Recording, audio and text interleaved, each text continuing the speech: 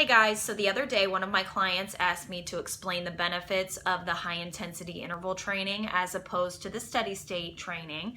And by steady state, I mean you're just going outside and you're just running at a steady state pace. So marathoners, half marathoners, they typically just do a steady state run. Now, when you're doing a high intensity interval training or the HIIT training, you basically are doing intervals between a high intensity, so like an all-out sprint for either 30 seconds to a minute, and then you do spurts of a regular pace. So for me, my favorite HIIT training routine is to get on a treadmill. I do about a 3 to 4 minute warm up, walk, jog, and then I'll do a sprint anywhere from 9.5 to 10.5 typically. So I sprint for a minute, I hop off the treadmill and I just jog in place for about a minute. Then I hop back on, minute sprint, hop back off, minute jog in place. And I do 12 intervals of that. So it's a total of 24 minutes. And then I do a few minute cool down. So when you do the high intensity interval training, you basically get so much more for your time. It's a lot more efficient than just doing steady state. So that's the first perk of it.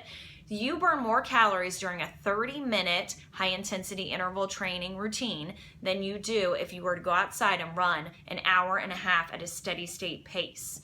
Not only that, but your body produces HGH, which is human growth hormone, when you do the high-intensity interval training, and that ultimately leads to an increase in your metabolism. And then a third benefit to the high-intensity interval training is the fact that it increases your high-density lipoproteins, so your HDLs, which are the good lipids. We have the LDLs, which are the low density, and then the high density. So you always want to increase that HDL, which is very, very good for the overall total cholesterol.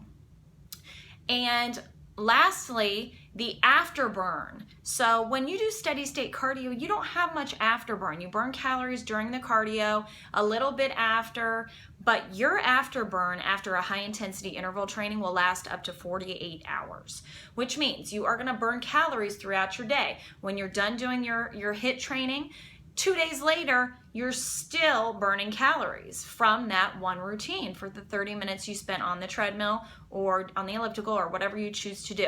So, efficiency, HDLs, HGH, and afterburn. Those are the 4 main reasons why you should do HIIT training. And the fact that cardio is boring.